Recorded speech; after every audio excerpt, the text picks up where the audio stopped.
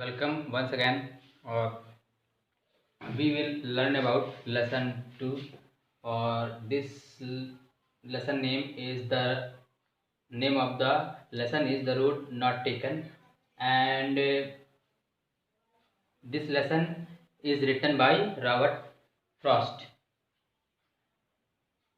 So now we will start.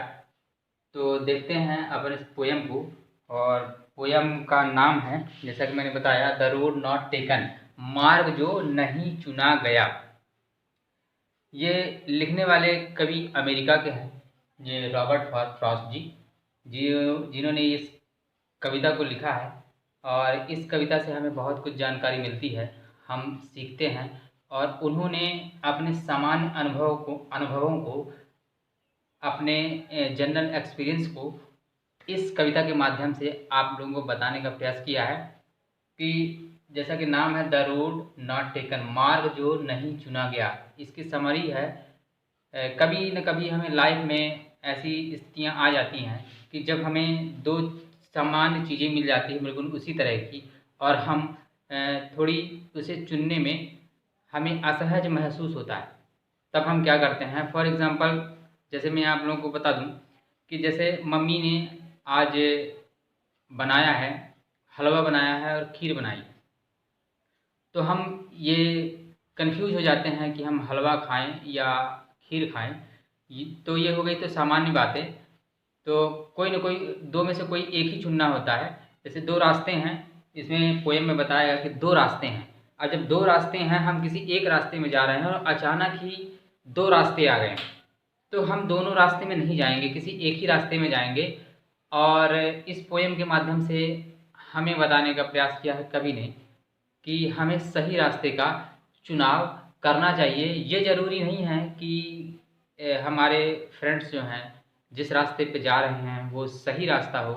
मतलब ये experience नया होता है। फॉर एग्ज़ाम्पल जैसे आप लोग अभी तो क्लास 9th में हैं, और जब 10th के बाद आप सब्जेक्ट चूज़ करेंगे तब लगता है कि हमें, जैसे कोई मैथ लेता है, कोई कॉमर्स लेता है, कोई बायो लेता है, तो ये ज़रूरी नहीं है कि जो हमारे फ्रेंड्स हैं मैथ ले रहे हैं या बायो ले रहे हैं, तो ज़रूरी नहीं है कि हम मैथ ही लें, कि हम बायो लें। ये ज़रूरी नहीं है। हमें जिसमें रुचि है और अपने भविष्य को देखते हुए सही रास्ते का चुनाव करना होगा, क्योंकि यही रास्ते हमें सही मंजिल तक ले जाते हैं। और सही समय पर यदि हमने सही रास्ता नहीं चुना तो निश्चित रूप से हमें नुकसान उठाना पड़ सकता है। तो इस चीज़ का हम ध्यान में रखें, और इसी चीज़ को बताने का प्रयास कवि ने इस पोएम के माध्यम से आप लोगों को बताने का प्रयास किया गया है। और मैं यहाँ पे कुछ मीनिंग्स हैं, डिफ़िकल्ट मीनिंग्स मैंने लिख दिया। डाइवर्स यानी होता है मार्ग से हटना, अंडर ग्रोथ यानी घास होती है, वांटेड बियर उस पर नहीं चला गया था, और ट्रेडन यानी होता है पैर से चलना, साई यानी श्वास भरना, ऐसा। तो मैं इसको पढ़ देता हूँ, इस पोएम को आप अच्छी तरह से पढ़ लें। और सारांश मैंने आप लोगों को समझा दिया कुछ हद तक, और इसको अर्थ अपन जानते हैं। Two roads diverse in a yellow wood, and sorry I could not travel both, and we one traveler long stood and looked down one as far as I could, to where it bent in the undergrowth। अब इसमें दो रास्ते हैं। कवि जो है आपको बताता है कि कवि एक गहरे पतझड़ वाले वन में खड़ा है। यहाँ पर वुड का आप जंगल बताया गया है, और डाइवर्स यानी मैंने आपको लिख दिया मार्ग से हटना। दो रास्ते हैं, टू रोड्स यानी दो रास्ते हैं। तो कवि एक पतझड़ वाले वन में खड़ा है, और वह कहता है कि जो दो सड़कें हैं वो एक पीले रंग के जंगल में या पतझड़ वाले जंगल में दो रास्ते उसके हैं। मतलब दो सड़कें एक पीले रंग के जंगल में दो दिशाओं में जाती हैं। दो रास्ते एक पतझड़ वाले जंगल में दो दिशाओं में जाती हैं।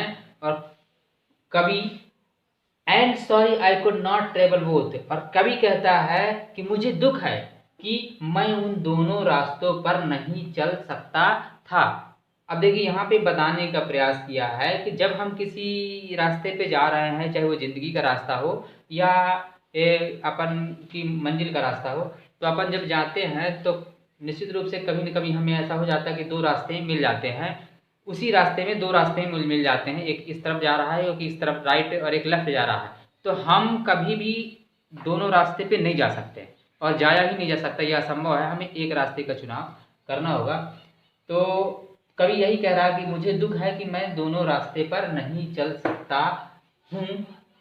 आई and be one travel long stood, और यहाँ बताया है एंड यानी आप जानते हैं, और बी वन यानी अकेला यात्री है,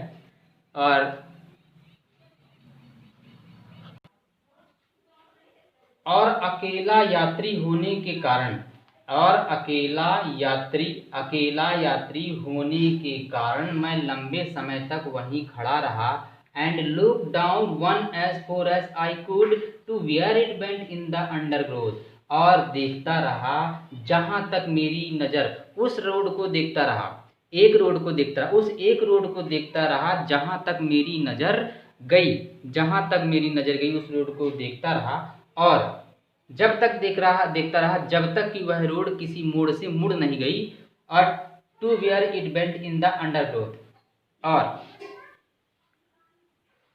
उस बिंदु तक जहां वह झाड़ियों से मुड़ गया था और आग से ओझल हो गया था, उस रास्ते को मैं वहां तक, उस सड़क को मैं वहां तक देखता रहा।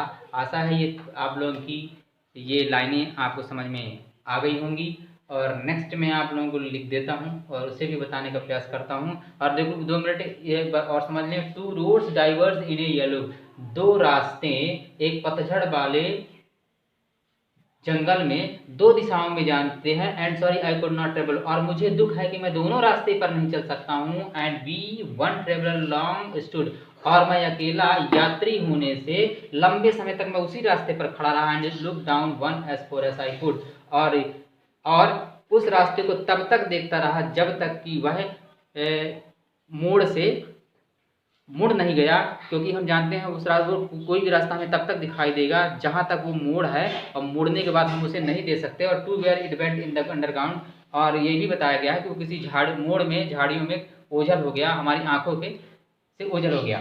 तो देखते हैं नेक्स्ट, देखें नेक्स्ट अपनी पोयम है, then took the other just as fair and having perhaps the better claim because it was crazy and wanted wear, thou as for that the passing there had warned them really about the same। इसकी हिंदी भी अपन समझ लेते हैं। कभी कहता है कि then फिर मैंने दूसरे रास्ते को चुना, just as fair मतलब यह भी समान रूप से अच्छा था, and having perhaps the better claim और उसका अधिकार मेरे ऊपर अधिक था, because it was grassy and wanted wear, क्योंकि यह रास्ता हरा भरा था, because it was grassy and wanted wear, और मैंने आप लोगों को बता दिया था क्योंकि वह हरा भरा था और कैसा था, और अधिक घिसा नहीं था, वांटेड बियर मतलब उस पर ज़्यादा नहीं चला गया था। मैंने यहाँ पे मीनिंग्स भी लिख दिए हैं ताकि आपको समझ में आ गया।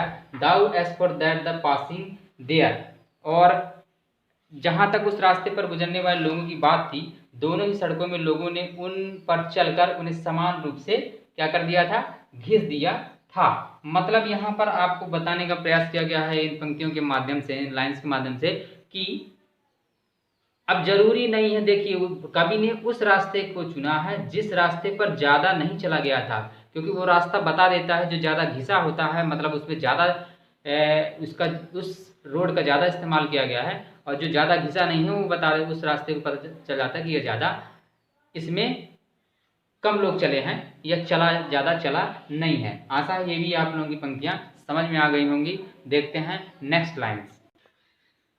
नेक्स्ट देख लेते हैं अपन। तो लिखा है, पोएम है अपना, and both that morning equally lay in leaves no step had trodden black, oh I kept the first for another day, yet knowing how way leads on to way, I doubted if I should ever come back.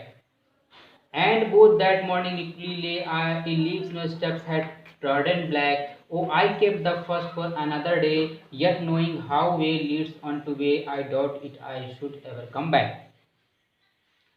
अब इसकी भी अपन translation देख लेते हैं। तो इसका translation है and. तो यहाँ पे कवि ने कहा है और उस सुबह दोनों ही सड़कें समान रूप से ऐसी पत्तियों से क्या थी, ढकी थी जिन पर अभी तक किसी ने in leaves no step had trodden black, किसी ने अभी तक उस पर अपने कदम नहीं रखे थे।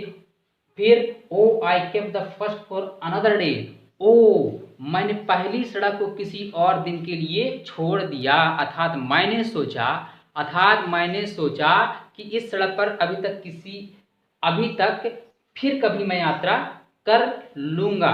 फिर भी यट यानी फिर भी knowing how way Leeds on two way, फिर भी क्योंकि मैं जानता था कि एक रास्ता कैसे दूसरे रास्ते पर ले जाता है, एक रास्ता कैसे दूसरे रास्ते पर ले जाता है। और I doubt if I should ever come back, और मुझे शंका थी, आई डाउट मुझे शंका थी, क्या कहे कि मैं शायद ही कभी वापस आ पाऊँ, अर्थात जिस सड़क पर यात्रा करने का विचार मैंने कभी कहा है उस पर शायद कभी यात्रा नहीं कर सकूंगा। तो आशा है ये भी आप लोगों को समझ में आया। लास्ट अब बचा है, तो लास्ट आप लोग देख लें, मैं लास्ट वाले को भी लिख देता हूं। तो आइए नेक्स्ट देख लेते हैं अपना। देखिए, I shall be telling this with a sigh somewhere ages and ages hence, two roads diverge in a wood and I took the one less traveled by and that has made all the difference। तो देखिए इसे भी अपन समझ लेते हैं। तो यहाँ पर कवि ने कहा तो कभी कभी I shall be telling ages and ages, कभी कभी युगों बाद मैं आह भर कर यह बता रहा हूँ कि वन में दो रास्ते भिन्न भिन्न दिशा में करने थे और मैंने यह रास्ता चुना। Two roads diverged in a wood and I took the one less traveled by, और मैंने वो रास्ता चुना जिसमें कम लोग चले थे। और भले और कभी यहाँ पर बताने का प्रयास किया है and